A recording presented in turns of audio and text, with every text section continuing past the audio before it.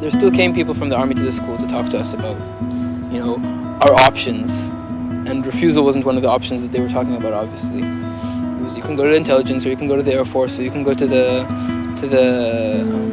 infantry. But you can't refuse. That wasn't an option.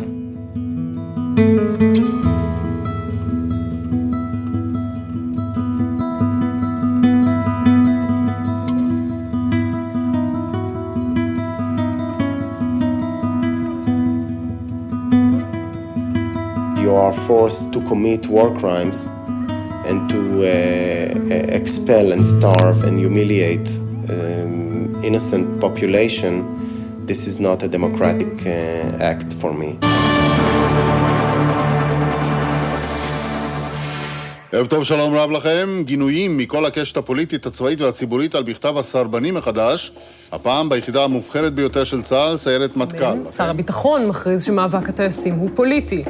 היועץ המשפטי לממשלה אליקים רובינשטיין תוקף היום בחריפות את 27 הטייסים. גם הרמטכ"ל משה יעלון חזר ומתח היום ביקורת על לוחמי הסיירת. ובצה"ל בודקים אפשרות להעמידם לדין באשמת המרדה, לא פחות.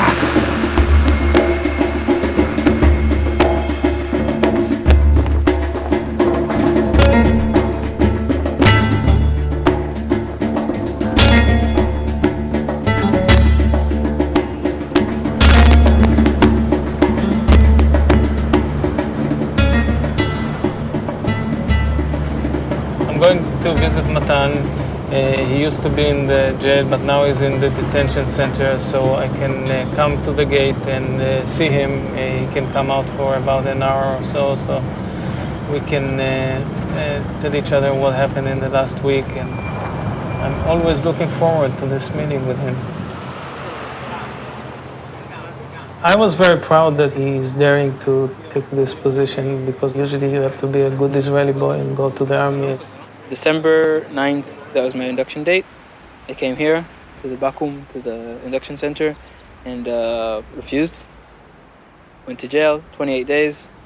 Got out, refused again, 28 days. Got out, refused again, 28 days. Got out, refused again.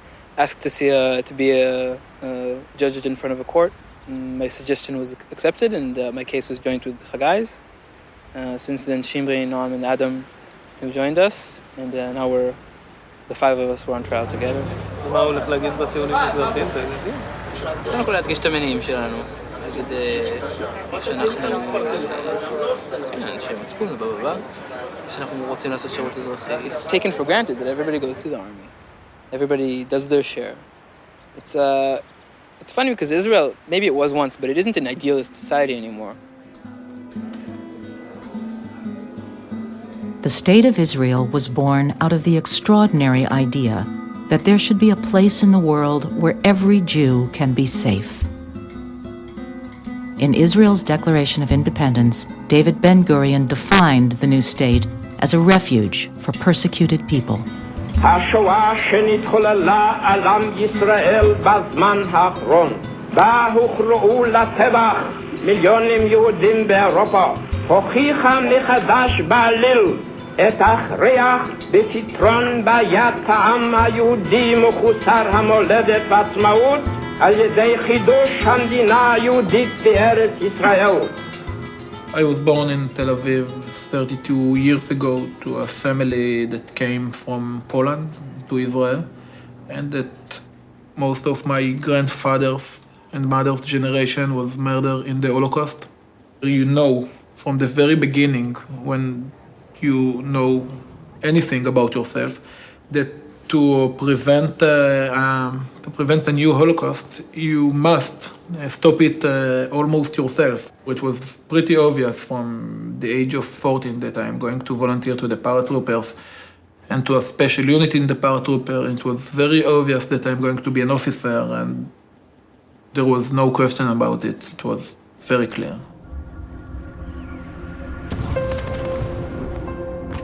The day after Israel became a sovereign state, it was attacked by Egypt, Jordan, and other Palestinian militia. Against overwhelming odds, the newly formed Israeli army achieved victory. Israel expanded its borders and hundreds of thousands of Palestinians fled to the West Bank and Gaza, where they became refugees.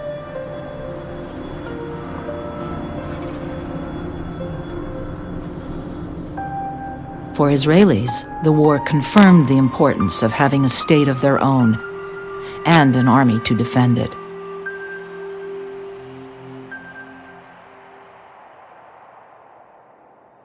I grew up in a religious Zionist family. Criticism on the establishment or the government was in the air, but criticism on the army or not going to the army was really, literally, just unimaginable. Until 3 years ago, I didn't think even once that there is a chance that something that I'm doing is wrong, and I did a lot of shit in the territories, but never asked myself any question because I was sure that my commanders who have my background knows that we are good.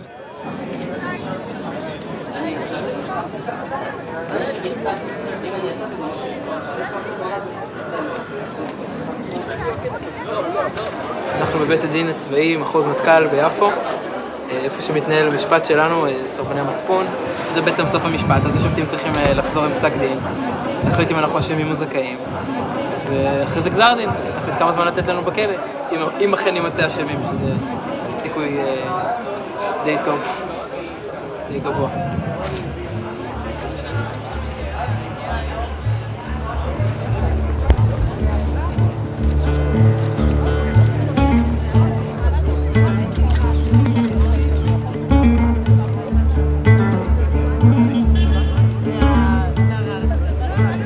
Important what we're doing. I think this trial is important. It's historic and it's a privilege to be part of that. It made possible for Matan and his friends to bring forward the deep condemnation of the occupation policy before a military tribunal. You know, it was amazing. The military court had to sit and listen to why young Israelis object to occupation. Why occupation is bad? Why occupation is morally wrong?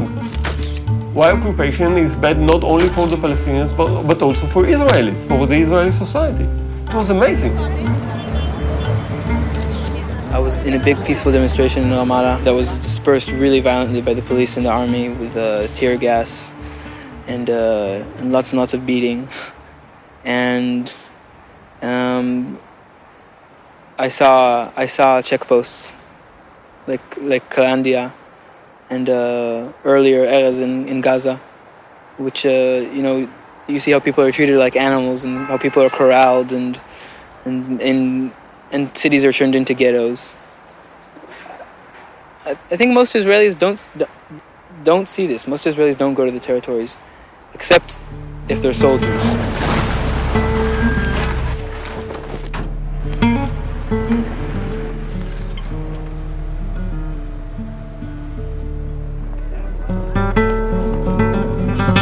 People before they joined the army went to the territories and just got to look around, saw what was going on, talk to people.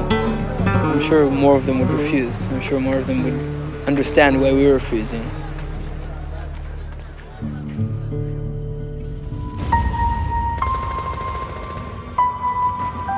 Throughout its first decades, Israel faced continuous military conflict with its Arab neighbors, who never accepted the imposition of the new state.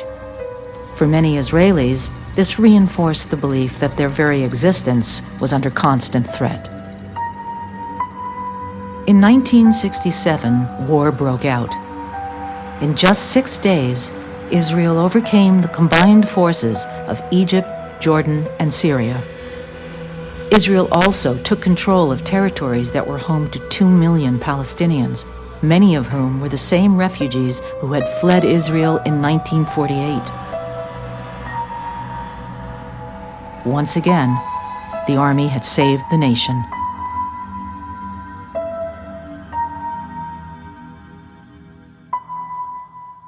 We were raised to be heroes. I was born 2 years after the beginning of the occupation in '69. My father was the first soldier that swam in El Hama, in the Golan Heights. That's the myth I was growing up on.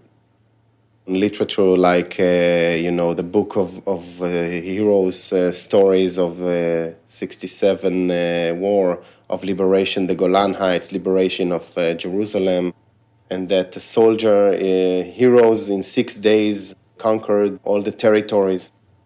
It was the most successful army operation. It was like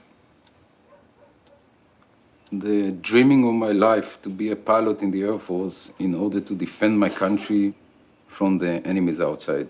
And I became an attack helicopter pilot, and I flew a lot of assault missions and rescue missions as well.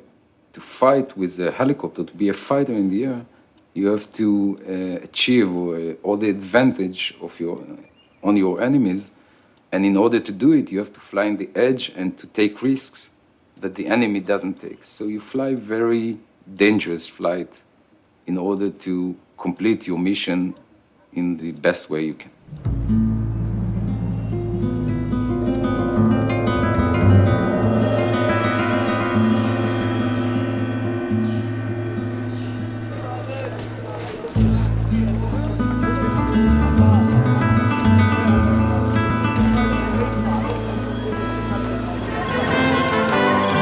בית הדין הצבאי יפסוק בשבוע הבא את גזר דינם של 5 הצעירים המסרבים לשרת בצה"ל מטעמי מצפון.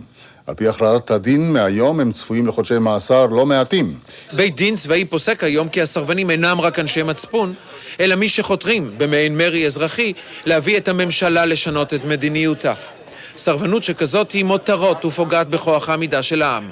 מדובר בסירוב שעניינו רצון לשנות בדרך לא חוקית את המצב הפוליטי במדינה, והדבר פסול. מהטמה גנדי ישב בכלא, מרטין לותר קינג ישב בכלא, אנשים שבזמן מסוים בתי המשפט בארצות שלהם החליטו שהם עושים עבירה על החוק. ההיסטוריה רואה אותם אחרת. אני חושב שההיסטוריה תראה אחרת גם את הסרבנים האלה.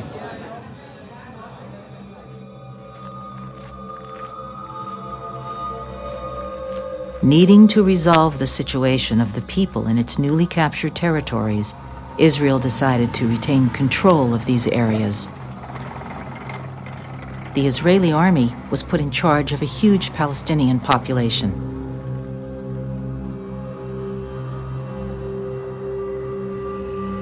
Israel also began to populate these territories with Jewish settlements.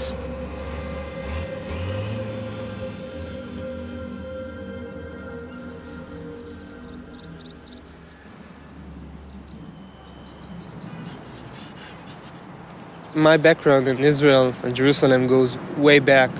From one side of the family, I'm 10th generation here in Israel, and my grandfather was born in Jerusalem. I'm willing to fight for Israel, I'm willing to die for Israel. This is my country, I love it. But our being in the territories got nothing to do with defending this country, and I won't take part of doing that. My grandfather was a soldier, a long-time soldier in the service of the IDF, and before the IDF, he was a soldier for the British Army here in Israel. He fought the Nazis in Italy. I'm sure he's going to have a very hard time with my decision.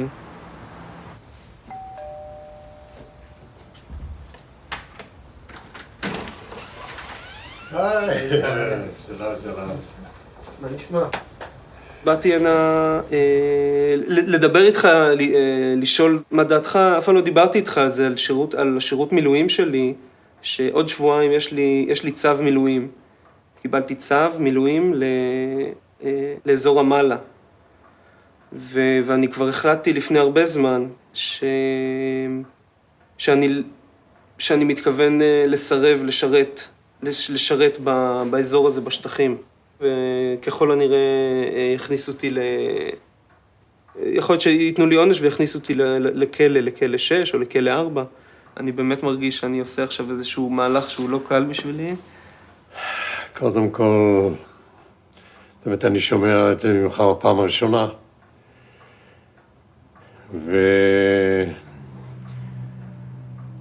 ואני הייתי איש צבא, אפשר להגיד מינקותי. שאלה כזאת באותם זמנים לא הייתה מתעוררת בכלל. לשרת בצבא זה לא מהדברים הנעימים. זה דבר שלא ייתכן בשום פנים באופן שכל אחד יחליט מה לעשות ומה לא לעשות ומתי כן לעשות ואיפה לעשות. זה דבר שלא ייתכן, מפני שאז בכלל זה אנרכיה מוחלטת. אתה עכשיו חייל, אז התפקיד שלך להיות נהג, אתה נוהג. אתה נוהג לאן שאתה נוהג. אבל אתה באופן אישי, כן? זאת אומרת, אתה אומר, אני לא לוקח חלק. אין לך את הברירה הזאת. זה חוסר ברירה. זה העניין, אתה יודע מה, אני לא מסכים אבל לחוסר ברירה הזה. 36 שנה, מה זה מלחמה של 36 שנה? מי המציא דבר כזה? אז אחת לשתיים. או שאתה תגיד, העניין אבוד, לא ישתנה לעולם, אני בהוויה כזאת לא מוכן לחיות, אני אלך ואצייר בפפואה. אבל כל זמן שאתה פה, ואתה אזרח, ואתה במסגרת, כן? אז אתה נמצא בסיטואציה של חוסר ברירה. באתי להגיד להתראות, אני מצטער שזה היה קצר.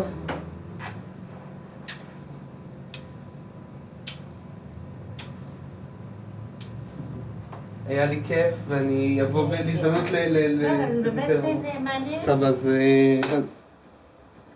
אני מעריך את זה, באמת ש...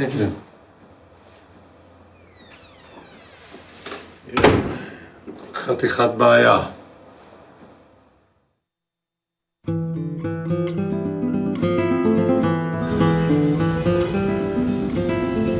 אלו שבמקביל לא רוצים לשרת בצבא, אני חושב שהם לא ראויים להיות אזרחים במדינת ישראל.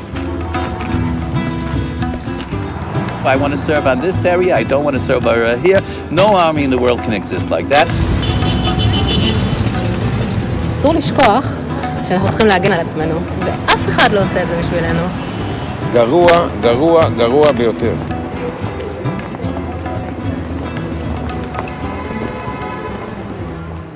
באמצע דצמבר.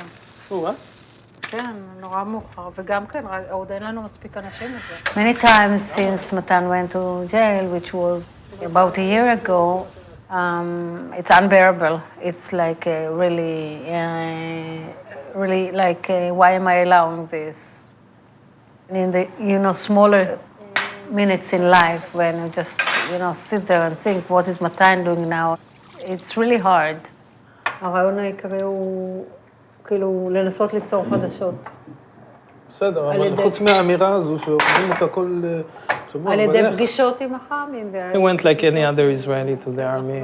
And after 2 years I found myself fighting in the war of 1973. I found myself in the very first and very bloody battle on the Hermon mountain. So this is part of my life, so I know what army is and what war is. And I have a very good experience as a first medic in the army that we should try as much as possible to avoid wars. After 2 decades of occupation and little hope of change, the Palestinians started an intifada, or uprising, against Israel. For Palestinians, the Intifada was a struggle to regain their land and rights. For many Israelis, it was yet another assault on the state of Israel. The army was ordered to end it. A good guy from Tel Aviv found himself in Gaza.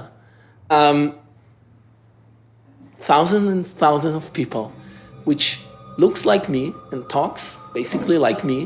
Children, elders, men, women, but they're totally unlike me, No civil right whatsoever. People that you can do to whatever you want, go to whatever house and just take it just because we're the military. You can stop whoever you want. For me, I was shocked.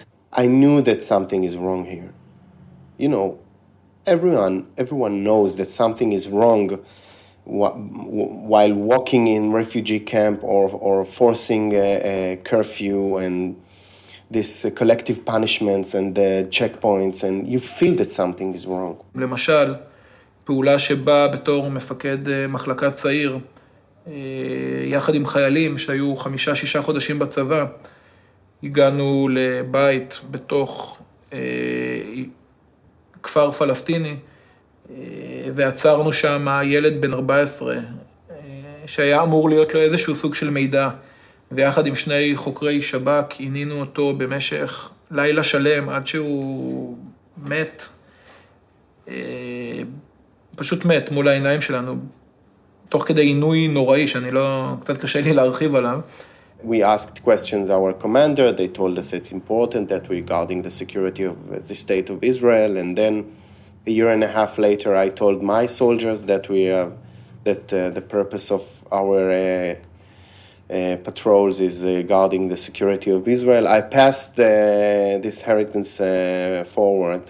It was a very painful process, and it is very painful right now because you actually understand that somebody was lying to you. He called it Zionism, but let you do something completely different.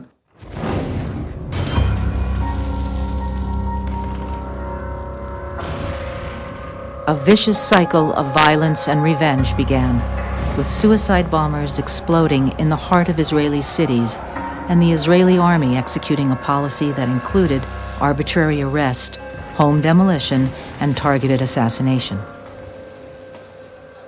In Poland, there was a city named Warsaw. In Warsaw, the Nazis created a ghetto inside Warsaw, where they put all the Jews inside this ghetto. Which sometimes when I flew, and I'm not flying anymore, but I flew around places in the West Bank, especially in the Gaza Strip, it reminded me the situation of the Jews sometimes some years ago. Those guys in the ghetto of Warsaw were in very, very bad situation, and they lost everything. They died there like in thousands. They died on the streets, and they only wanted to kill Germans and to fight for their honor, some of them.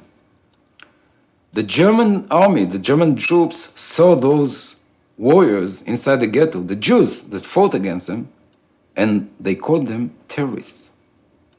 They called them terrorists. For them, for the Germans, they were not human beings.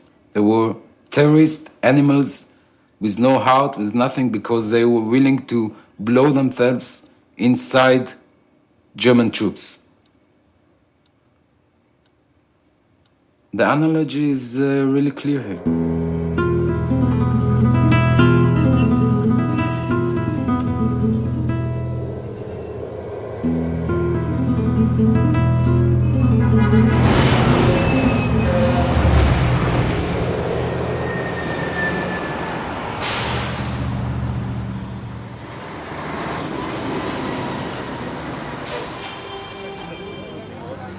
אנחנו שוב בבית הדין הצבאי ביפו, אולי בפעם האחרונה. גזר דין היום. שולחים אותנו לכלא, לא יודעים כמה זמן, אז אנחנו נדע בסופו. הנה אמא שלי. מונצח להיסטוריה. פעם אחת זה מספיק. כן. עצבני. אתם נכנסים? הדיון מתחיל.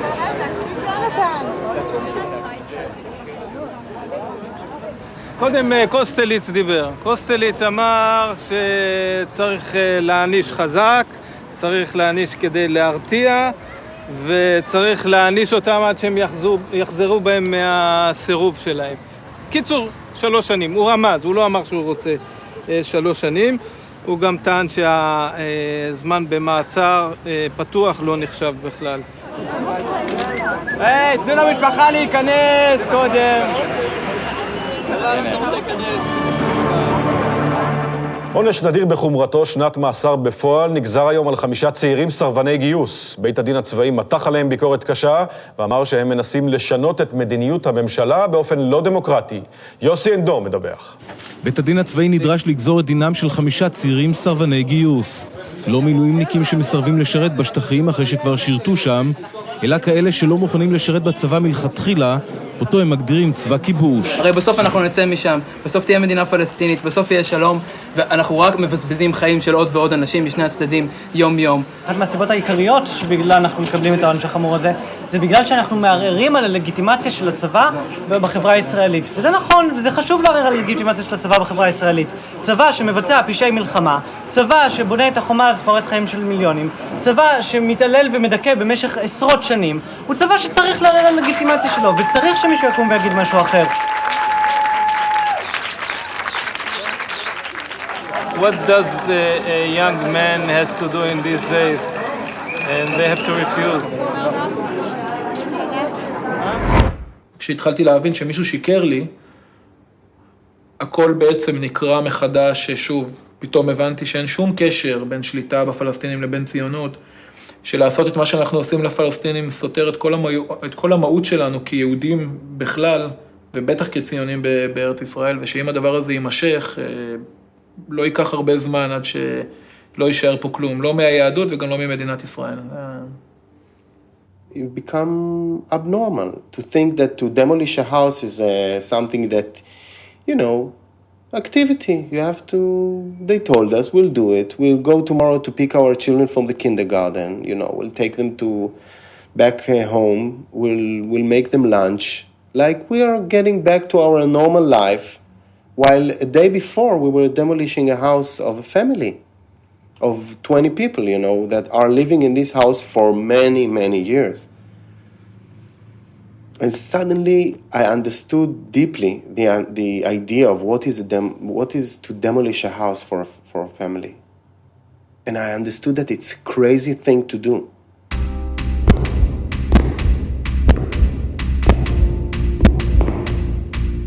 I never believed that I would disobey an order. But I'm a soldier in the Israeli Defense Forces, and we are conquering and oppressing another nation. It's a mission the army shouldn't undertake. The soldiers are abandoned to be disgraced as human beings. This is not defense, and this is not Israel. My charge was the refusal of a direct order, and for that I was sentenced to 28 days in a military prison. Refusing an order was a very dramatic moment in my life, and I felt the need to use my art, to use the animation, to tell people why I did it and explain my point of view. I'm an IDF soldier. IDF is Israel Defense Forces, but what we do there is not defense, and it's not Israel. My commander knew that I am willing to sit almost a month in prison instead of being only 10 days under his command in the occupied territories.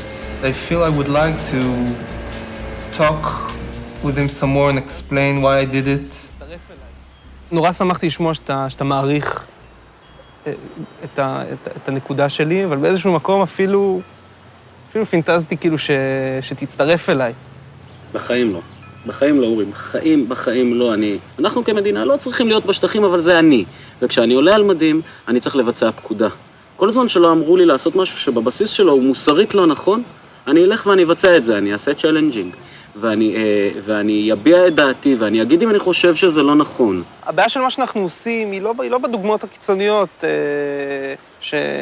שנתת ושאנשים נותנים, זה בשגרה הנוראית, הקבועה, האפורה, המרושעת, ואני כבר לא מסוגל לקבל אותה. בבסיס של כל מסגרת קיימים כללים, וכמו שאתה מקבל פקודה, הרמטכ"ל מקבל פקודה ומבצע אותה, ומקבל משימות ומבצע אותם, וסגן הרמטכ"ל מקבל משימות ופקודות ומבצע אותם, ואני מקבל את הפקודות ומבצע אותם ומעביר אותם אליך, ואתה מקבל את הפקודות ומבצע אותם, אבל אנחנו לא מכונות, אנחנו לא רובוטים, ויש לנו את הדרך לחשוב, ויש לנו את המוח פה שיבוא, ובעזרתו כשאנחנו ניתקל בסיטואציה שלה, אנחנו צריכים להגיד לא מוחלט, כי מוסרית זה לא נכון.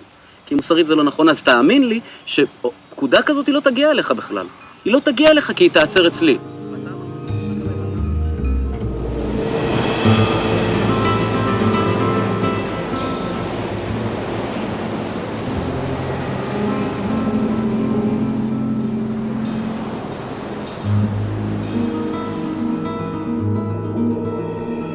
What am I taking?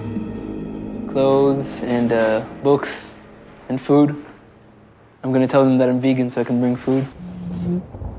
In some sort of paradoxical way, the heavier the sentence, the more it shows that they're afraid of us and that they think that what we're doing is dangerous, which is, of course, from our point of view, positive because we're trying to change something, and that thing is something that the army doesn't want to happen. We're trying to change the way of thinking in this society, which is militarist, which basically thinks that the occupation needs to continue, and we think that's wrong.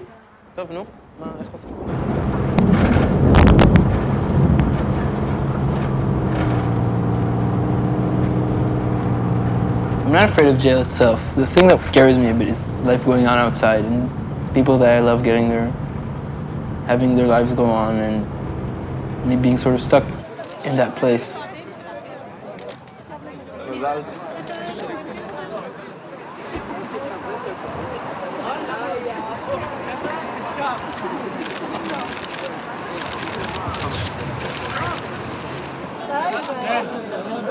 יאללה, וויסל עובר קו, וויסל עובר קו, וויסל עובר קו.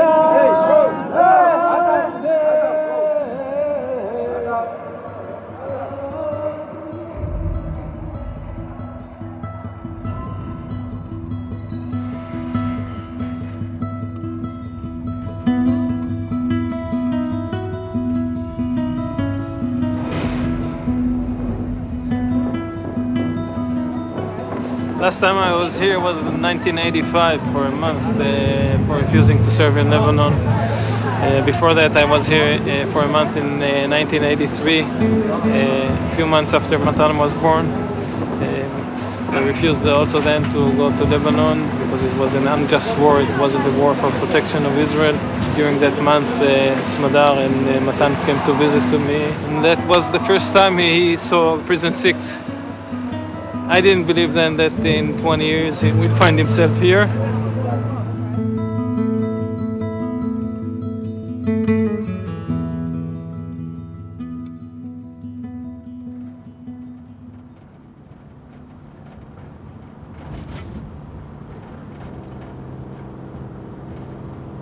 After we dropped Matan at Prison 6 and we were driving home, it was very sad. It was a kind of a rainy day. And it was really hard. I mean, putting your son for a year into jail, and he's going to waste another year. It was hard. Attempts at negotiated solutions ended in frustration and failure. And the bloodshed, on both sides, increased.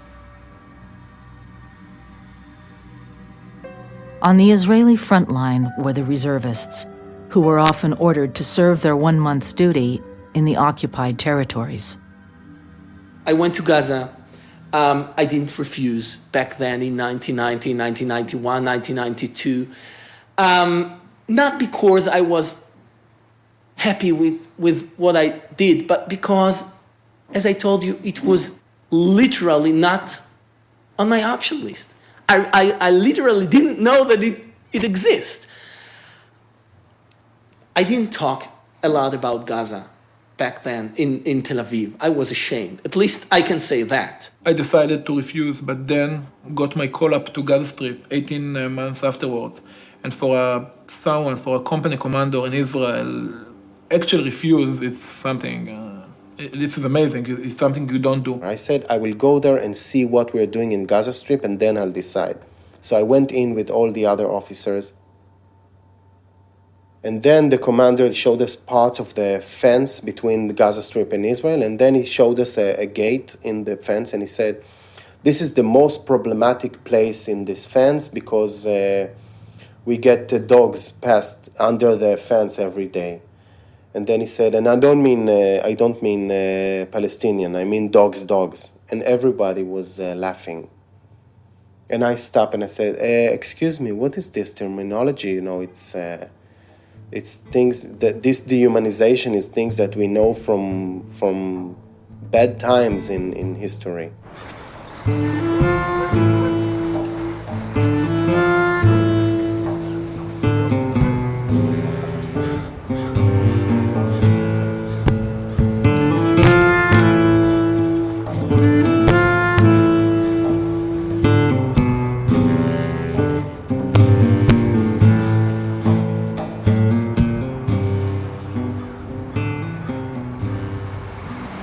There's a day when all the people that has some kind of problem are invited, to talk with their officer, and they find solutions.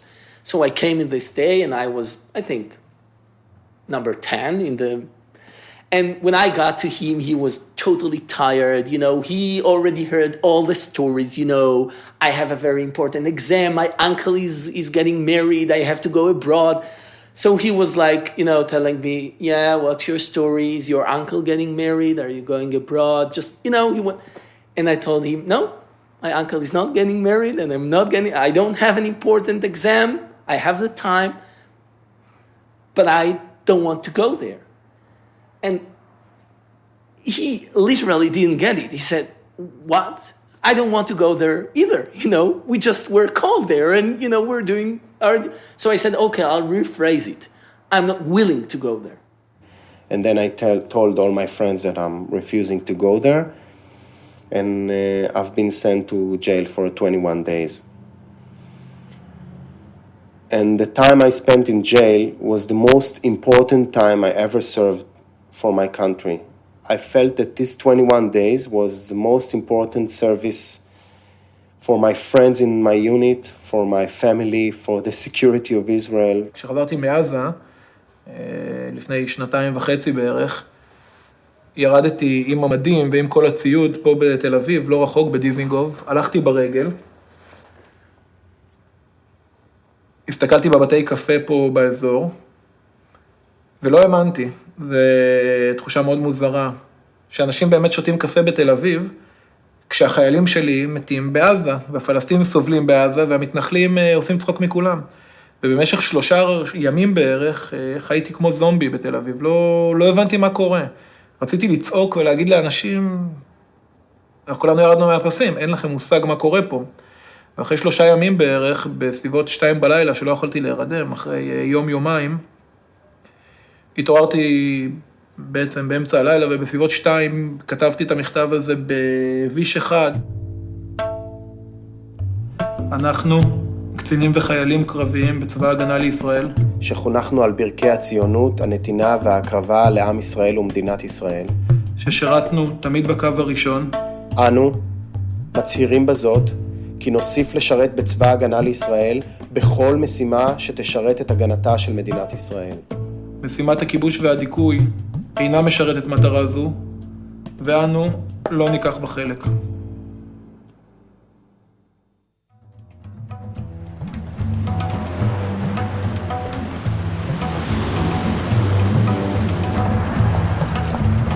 אני חושב שאם יש סיכוי שטל יגדל לחיות בשלום, אז זה יהיה בזכות סרבני הגיוס, לא בזכות אחרים. השטחים זה לא שטחים בשבילי זו ארץ ישראל. זו ארץ שלי, ואני צריך להגן עליה מקצה אל קצה. If you're in the country, you have to serve the country. If you're not in the country, so leave the country. That's it. בגדים, אני צריך 2 ג'ינסים, 2 טרנינגים, אוקיי? כן. זה דיסקמן? כן. 3 דיסקים, אולי אני לא יודע איפה הם נמצאים, בטח אצל כרמל, לא? דיסקים שלי?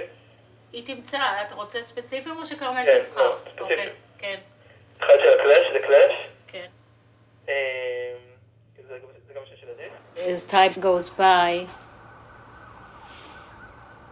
I become more and more angry. I can't say to the camera, but this is unbearable. I mean, it's like burying him for a year. And that's how I feel now. Somebody who was working with me, who sent a mail to the parents' update form, where he said, "Shame on you parents, you didn't educate your kids, and how come they won't serve in the army, and once buses are blowing up here, and your kids are eating in the jail for nothing." So I said to him, either you don't want to feed them, so join me to call for them to get out of the jail, so I'll feed my son. And even if my son will serve and all the five will serve, will this stop the bombing? Is the problem of having more soldiers? We are missing the number of soldiers. The problem is of the policy of occupation. And if the policy won't change, I don't know. It's just bombs and bombs and bombs. Gaza City.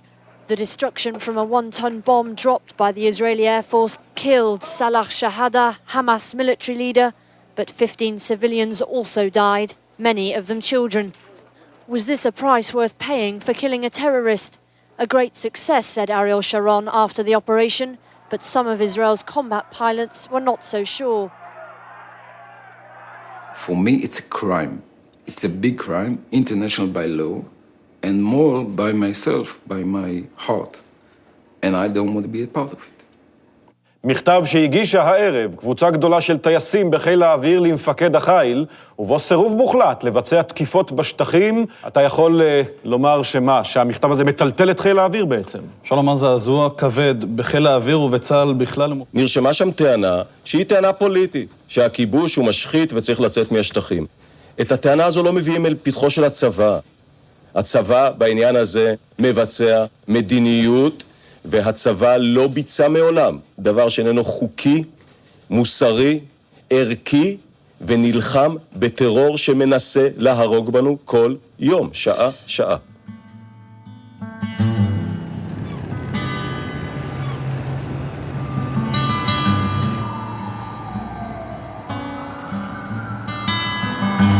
I've served everywhere. It seems that I've been in each and every refugee camp, at each and every roadblock. I guarded almost every settlement. It is not something that I'm proud of. Yeah, I wanted to strengthen the people who are demonstrating here as an Israeli officer, that you can be anti-occupation and not considered or not being anti-Semitic. The occupation is killing us all. I mean, just literally.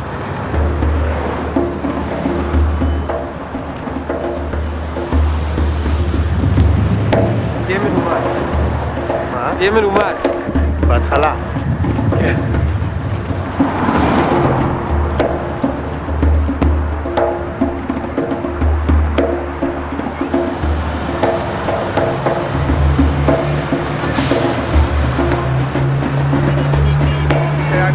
My name is Zev. Zev, nice to meet you. Nice to meet you. We are soldiers from Israel, reservist soldiers. Okay. And we guarded settlements for many years. And I think you're totally wrong in what you think. The term settlement is that, number one, these are really Jewish towns. In Gaza Strip at all, there are 5,000 people among 1.5 million Palestinians. Right. What do you call Palestinians? And what we are doing to the Palestinians there is terrible. Do you believe in Torah? Do you believe in Torah? Are you a religious Jew? I'm not religious. Of course you're not, okay? As a religious Jew, we believe it's God's land. That's the end of it. It's our land. God gave it to Abraham. It's the end of it. They are there. They are there, and they must go. And they will go. All the things that you're saying are an excuse to starve children or to humiliate old people in roadblocks. They want every Jew dead in the sea. I'm not talking about leaders. I'm taking responsibility of myself as an officer in the IDF.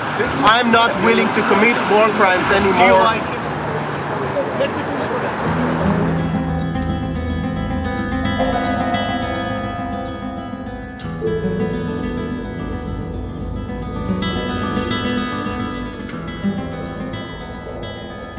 I lost many friends, many pilots that used to be my friends, from the squadron, from the Air Force, from the company I work with. they just see me as a traitor.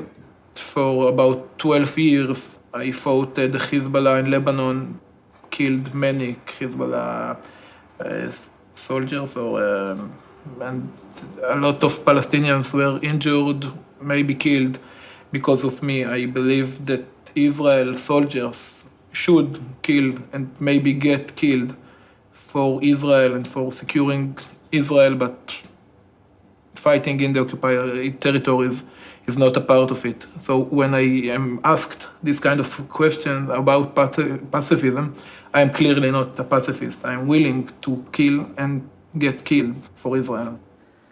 I always be willing, more than willing, to serve my country and to defend my country and to be, right now, in this moment, a pilot in the Air Force, but only to defend my country.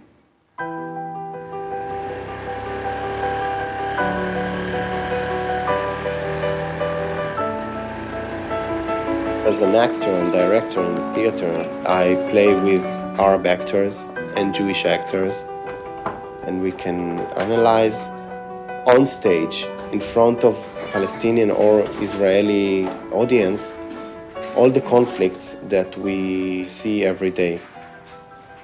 חייל, הקשב. רוצה נעליים אדומות, רוצה כנפי צניחה, רוצה להיות קצין בצבא ההגנה. יום. היום ראיתי ילד בן 3 מביט עליי בשנאה. לילה. הצוות שלי ואני מאגפים ומקיפים בית של משפחה פלסטינית.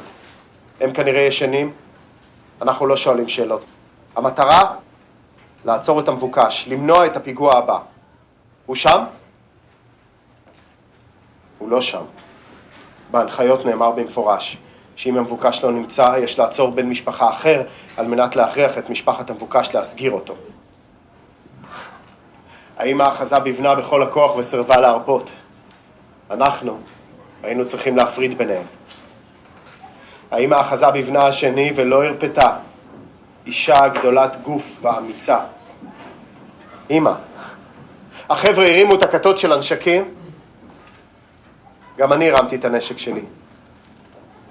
ואז הרגשתי את זה. קורה.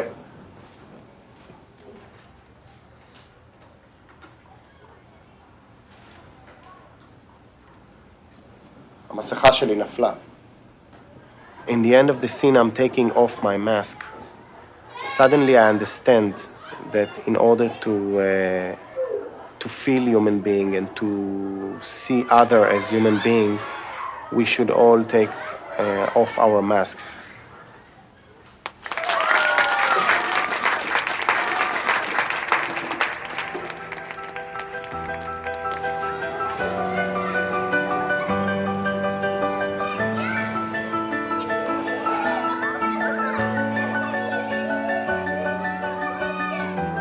I have kids, and hopefully they'll grow up when the occupation will be already history. They will see it in the History Channel, and they will ask me one day, and they will, where were you, Dad? Where were you when all these awful, awful things were going on? And I will have to look, straight at their faces and say something.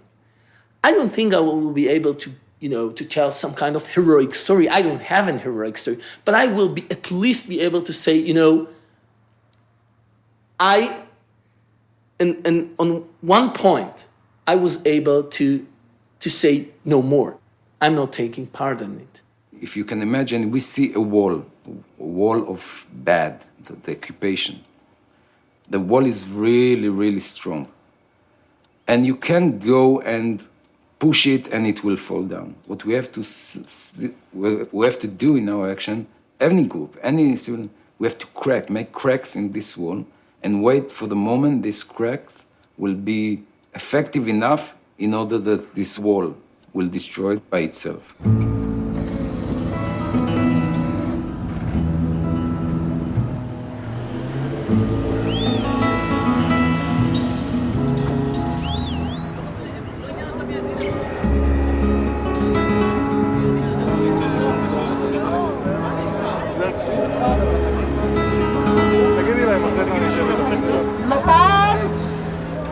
מתן! שרף לפה!